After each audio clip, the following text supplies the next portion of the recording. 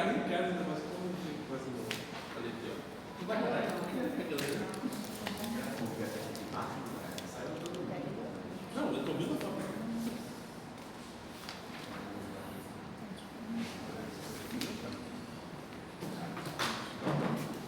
Estos son los grupos que ya nos han descrito antibióticos, los beta-lactámicos, los macrólidos y las polimicinas. Los beta-lactámicos eran el grupo más numeroso, menos, casi siempre están recomendados usar un beta-lactámico. Los macrólidos, que son la eritromicina y acitromicina, que generalmente se usan cuando hay alergia a la penicilina, o en algunos casos específicos también, y la polimicina, que eran medicamentos antibióticos que sirven para bacterias que son resistentes,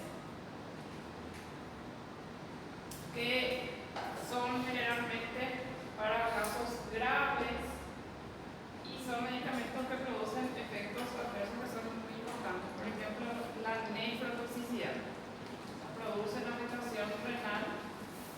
Y el otro efecto que también producían es la afectación la ototoxicidad.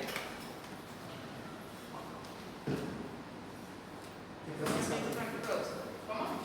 Porque não é processado no rim, sim. ¿Cómo? Não é processado no rim. Entonces, se elimina por riñón. O sea, la insuficiencia renal se tiene que ajustar a ese medicamento. Eso es lo que vimos hasta ahora. Pues están también los aminoglucósidos. Estos aminoglucósidos son antibióticos que ya son un poco más antiguos, pero se siguen usando en algunos casos. Por ejemplo, también en casos graves donde hay resistencia a otros medicamentos, porque también son muy tóxicos. Estos aminoglucósidos también presentan mucha nefrotoxicidad. Ese es uno de los efectos adversos que producen ellos. Mucha nefrotoxicidad. Y acá, así como también con los macrólidos, estos medicamentos sirven para algunas bacterias y también pueden servir para otros tipos de microorganismos que no son bacterias. Protozoos y microbacterias también se pueden tratar con los aminoglucósidos. Los antibióticos más antiguos, en mayoría derivaban de bacterias, o sea, son sustancias que se aíslan de la bacteria que se vieron que tienen una actividad contra otro tipo de gérmenes. Entonces, acá la mayoría de este grupo se derivan de bacterias, de unas sustancias que son producidas por bacterias. Entre los aminoglucósidos que más se utilizan están gentamicina, amitacina, tobramicina, esos son los que más se suelen utilizar. Son bactericidas también, que tienen efecto concentración dependiente. Eso quiere decir que cuanto más tiempo, o sea, cuanto más alta la concentración, mejor efecto va a tener el medicamento. O sea, cuanto más alta la concentración que alcanza, más potente va a ser el efecto de estos antibióticos. El mecanismo de acción se unen al ribosoma y inhiben la síntesis de proteína. Eso es forma de citar, nomás que uno pregunta el mecanismo de acción. El espectro sí cubre bacterias gram positivas y cubre bacterias también que son gram negativas. Estafilococcus aureus, por ejemplo, entre las gram positivas. El enterococo también entre las gram positivas. Puede cubrir acá. Y generalmente son medicamentos que se combinan con otros para tener un efecto sinérgico. Sinérgico quiere decir que cuando se hace junto un medicamento con otro, el efecto es mejor. Y se suelen combinar con beta-lactámicos, que son estos que nosotros ya vimos, y se pueden combinar también con otro grupo que todavía no vimos, que son glucopéptidos. O sea que se asocian porque el efecto es mejor cuando se dan juntos. El efecto de la amicacina mejora cuando se da con la cefalosporina. El efecto de la amicacina mejora cuando se da con la piperacilina. Por eso se suelen asociar con estos medicamentos. O puede ser con un beta-lactámico o con un glucopéptido.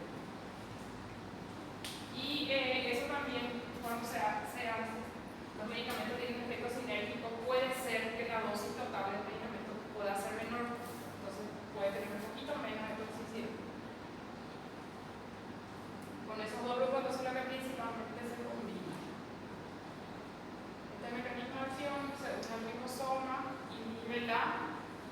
absorción y disminuye la síntesis de proteínas.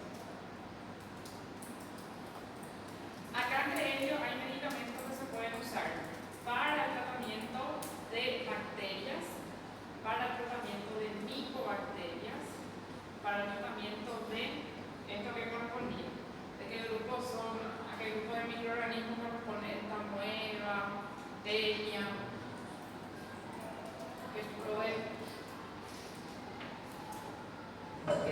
de, o sea, la tenia realmente es de otro lo llamo, pero la mueva a qué tipo de microorganismos correspondía, sí, de manera grande. ¿Cómo? Son protozoarios. Entonces este tiene espectro de cobertura tanto sobre bacterias, que son bacterias gram positivas, sobre bacterias también que son gram negativas. Pueden también tener efectos sobre los protozoarios, la moeva en los protozoarios. La tenia ya son parásitos también. Y pueden servir para micobacterias. Principalmente las micobacterias que son responsables del desarrollo de tuberculosis. Entonces no tiene efectos solo sobre bacterias, sino que también sobre micobacterias y protozoos. Pero el espectro, si ven, el espectro de cobertura no es demasiado amplio, o sea, no cubre demasiado tipo de bacterias. Las positivas, algunas, las negativas también algunas, las micobacterias también pueden tratarse con eso y algunos protozoos. Hasta lo que leí de la asociación, generalmente se combinan con beta-lactámicos y compéptidos porque tienen una acción sinérgica de esa manera. Entonces, un efecto sinérgico, que quiere decir que el efecto combinado es mejor que el efecto que van a tener cada uno de esos medicamentos por separado. Faz uma cobertura mais completa. Sí, mejora la cobertura. Ellos están disponibles en varias formas para administrar por vía parenteral, intramuscular endovenosa, bolídeos para aplicar en los ojos, también en forma de cremas se pueden encontrar. Esta otra presentación de otros medicamentos, que es también de ese grupo que es la amicacina, están también en preparados que se dan por vía oral.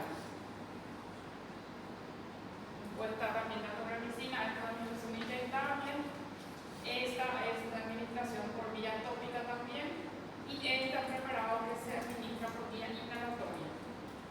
Hay pocos antibióticos que se hacen por vía inhalatoria, que son dos actualmente. La colistina, que es una polimicina. Esta. Y los aminoglucósidos. Tienen algunos que se pueden hacer por vía inhalatoria. Y la vía inhalatoria, como me había preguntado la clase pasada, la vía inhalatoria es lo que se usa para cuadros respiratorios y disminuyen los efectos adversos. ¿Por qué? Porque tiene un efecto más local. Entonces, cuando el paciente tiene una neumonía que es producida por una bacteria sensible a polimicina cristina, se le puede hacer por vía inhalatoria. Eso va a disminuir sus efectos adversos, principalmente la nefrotoxicidad. Estos dos antibióticos son los que se pueden hacer por esta vía inhalatoria, se hace vía nebulizada. Se prepara para la nebulización y se le administra de esa forma al paciente. Pues los otros se administran todos por esta forma. Los únicos grupos que están disponibles para la administración por vía inhalatoria son polimicina y aminoglucósidos. Después tenemos otras presentaciones acá también. Esto es una solución oftálmica. Suele venir también en forma de crema o pomada y a veces se combina con otros medicamentos acá. Puede ser también con más de un antibiótico, corticoides para infecciones de piel. Estos preparados que se usa, acá se utiliza para dolor de garganta, neomicina con benzocaína tiene un anestésico local. Estos son óvulos. Cuando son óvulos, generalmente los óvulos vienen con varios principios activos que tratan de cubrir hongos, cándida, tratan de cubrir también bacterias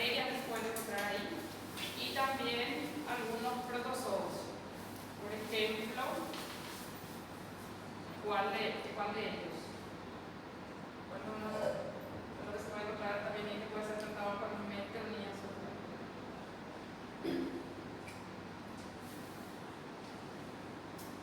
Tricomonas.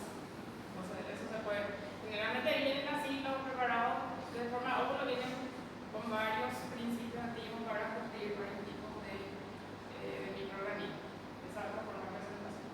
Entonces acá, esto no es para que recuerden esto, sino que para qué tipo de presentación tiene cada medicamento, sino qué tipo de presentaciones tienen los aminoglucósidos. Podemos administrar por vía parenteral, ya sea endovenosa y muscular. Tenemos preparado para administración tópica. Tópicas son óvulos, pomada, crema, polillo. Esos son todos de aplicación tópica. Y se pueden administrar también en algunos casos por vía oral. O sea, vía oral, vía parenteral y vía tópica.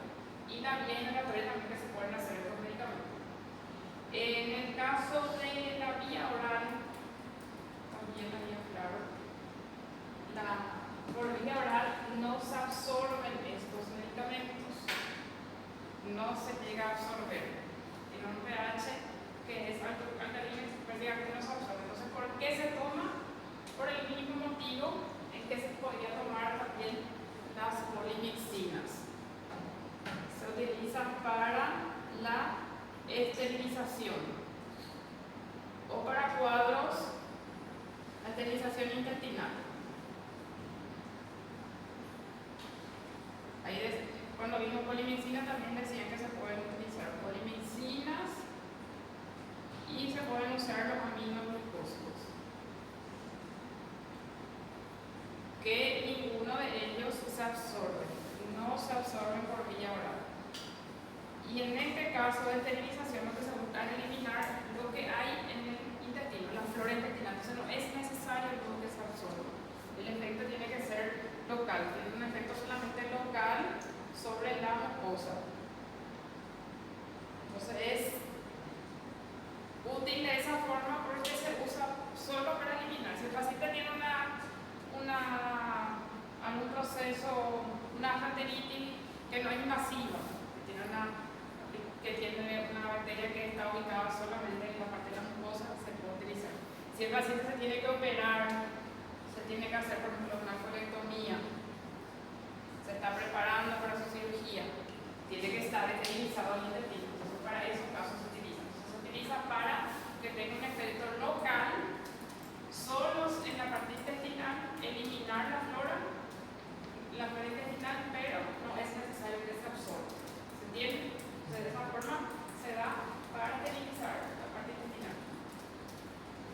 La vía de administración son parenteral, endovenosa intramuscular, inhalatoria en cuadros respiratorios, tópica, óvulos, pomada, crema, polillos y por vía oral donde no tiene absorción. Tiene mucha eliminación renal y la eliminación renal, o sea, la funcionalidad renal que afecta en la acción del medicamento. Si el paciente tiene insuficiencia renal, se prolonga mucho la semivida del medicamento. Entonces la dosis se tiene que disminuir cuando el paciente tiene una nefrotoxicidad, cuando tiene una insuficiencia renal. Y los efectos adversos son estos tres: ototoxicidad, nefrotoxicidad y bloqueo neuromuscular, que tiene de parecido también con la polimixina que habíamos visto.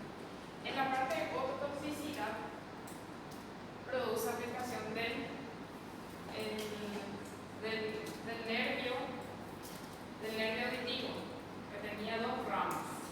¿Recuerdan ustedes que tenía su componente auditivo y su componente vestibular? Y produce tanto afectación de la audición como también puede producir afectación del componente vestibular. Se le puede producir mareo también al paciente o náusea relacionada con la parte vestibular. Todos pueden dañar la parte coclear de la audición y todos pueden dañar también la parte vestibular. En diferente proporción, pero el daño que se ve es sobre las dos ramas, tanto la rama auditiva como la rama vestibular.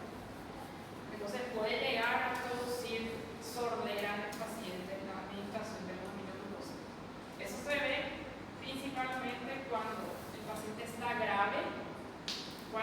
paciente recibe con mucho tiempo y si el paciente tiene también algún otro medicamento que sea ototóxico. O sea, si está combinando medicamentos, si está grave y si el paciente recibe con mucho tiempo. Esa es la ototoxicidad, no se le puede producir sordera en el paciente, puede producir pérdida de la audición. La nefrotoxicidad se ve también en pacientes ya con algún factor de riesgo, ya son renales, ya son pacientes graves, ya son pacientes de edad y también se empeora cuando se usan medicamentos que son nefrotóxicos asociados. Eso suele revertir cuando se suspende el medicamento. ¿Cómo se hace el control? Se sugiere que se dose estos medicamentos en sangre y que se haga el control del perfil renal, que se pida urea, creatinina, electrolitos durante el tratamiento.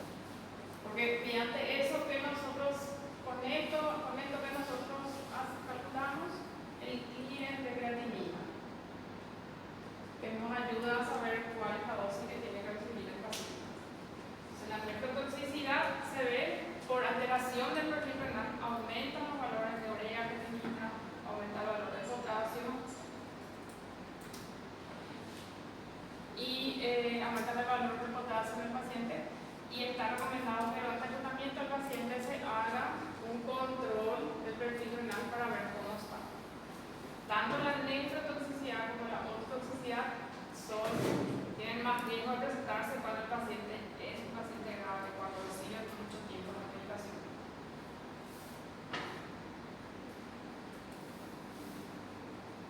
Y el otro efecto es bloqueo neuromuscular, que se ve generalmente también cuando se hace a dosis alta, porque lo que produce acá es bloqueo de la acción de la acetilcolina. Acá impide la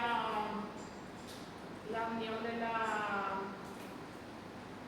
entrada de calcio que es necesaria que ocurra para que se libere la acetilcolina. Entonces disminuye la liberación de la acetilcolina y se puede producir bloqueo neuromuscular con parálisis motora en esos pacientes.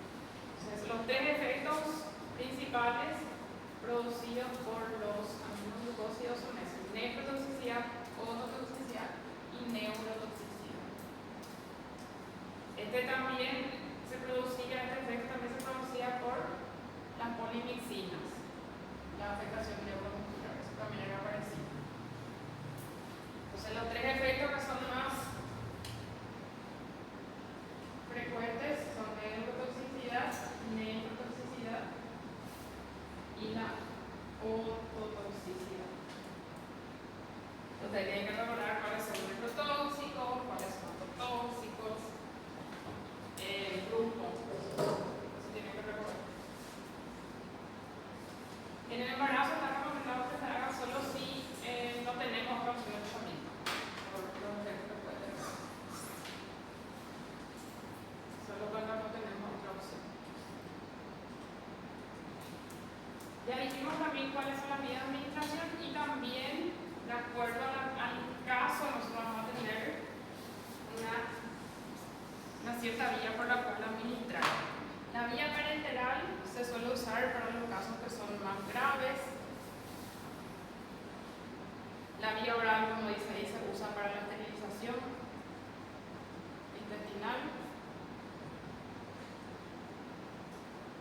La vía tópica se usa para procesos que son más limitados o localizados. Procesos limitados o localizados. Por ejemplo, una infección de piel, una infección vaginal, una conjuntivitis. La vía endovenosa se suele usar en infecciones sistémicas y esto va a crear un tratamiento de tuberculosis. Vamos a ver también un tratamiento de segunda línea para la tuberculosis. Pero como el medicamento no se absorbe por vía oral, se tiene que hacer por vía endovenosa. En la intramuscular sí que se hace. Entonces, en todo caso se hace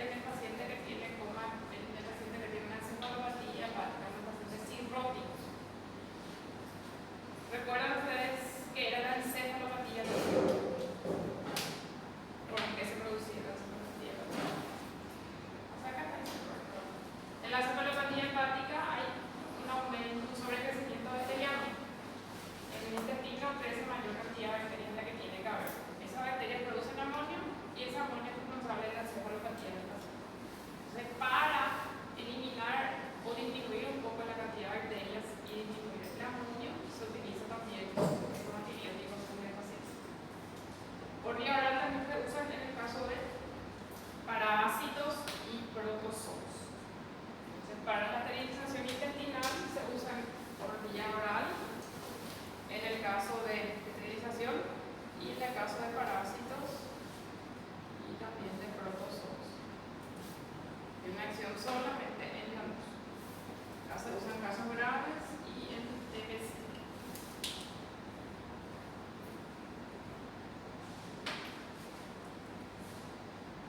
Porque ele vai atuar sobre a mucosa do intestino. Sí, solo en la mucosa, no hace falta que se generalmente cuando se van a usar en casos graves o se combina, y generalmente se usa más en casos que son producidos por bacterias gram negativas. También tiene cobertura sobre gram positiva, pero se usa más en pacientes que tienen infecciones por gram negativas. Generalmente combinados, porque más fácil se produce menos resistencia de esa forma.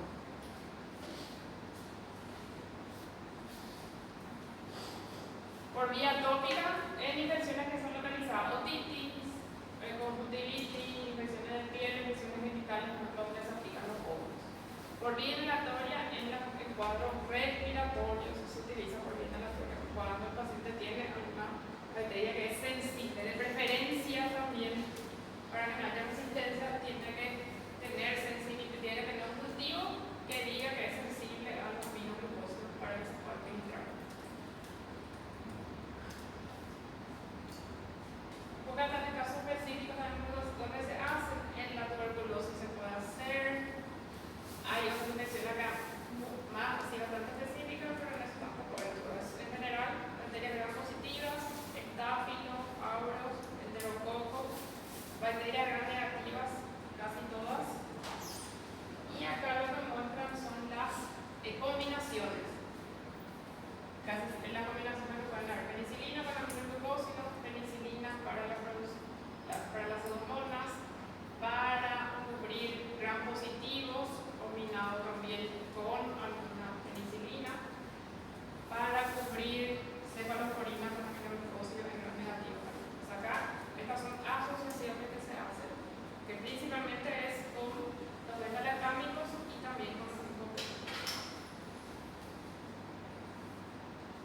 Y acá muestra el nivel plasmático que tiene que tener cada medicamento en adulto y en niño, la dosis que se da, cada cuánto se da y cuál es el nivel plasmático que puede tener ese medicamento. Acá, con esta antibiótica hay dos esquemas que se pueden hacer. Un esquema con dosis múltiples y un esquema con una dosis única. Eso, para la efectividad de estos dos esquemas siempre están en discusión. Algunos dicen que es mejor este tipo de esquema porque no llega a tener concentraciones muy altas, entonces suelen ser menos tóxicos. Otros dicen que es mejor esta terapia donde hay una sola vez se hace, donde llega a tener concentraciones más altas, pero que es más efectivo para la siguiente terapia. Recuerden que hay dos tipos de esquemas que se puede hacer. Una vez por día, donde puede tener concentraciones más altas, y una vez, varias veces por día, donde las concentraciones plasmáticas son más bajas. Son dos esquemas diferentes que se pueden utilizar, que como les digo, vale los libros que en algunos casos dicen que este es mejor, en otros casos no, así que este es mejor. Y acá está la dosificación de acuerdo a la funcionalidad renal. Esto también es para ver que, dependiendo si la funcionalidad renal está muy alterada, la dosis se modifica mucho. Si es que el paciente tiene una funcionalidad renal normal, recibe la dosis de 1 miligramo, 1.5 miligramos kilo peso cada 12 a 24 horas. Si yo tengo un paciente con insuficiencia renal avanzada, tengo que espaciar eso. En vez de darle cada 12, puedo llegar a darle cada 48 horas, cada 72 horas. Eso que muestra, así como en el caso de las polipicinas, que la funcionalidad renal es muy importante en los pacientes, en los medicamentos que son nefrotóxicos. Este y este. Porque cuando hay insuficiencia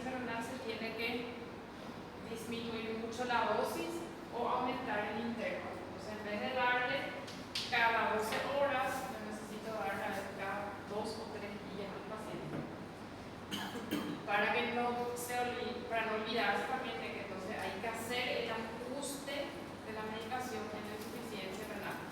Hay que calcular esto en el paciente cuando se trabaja la medicación, principalmente si los medicamentos son necrotóxicos.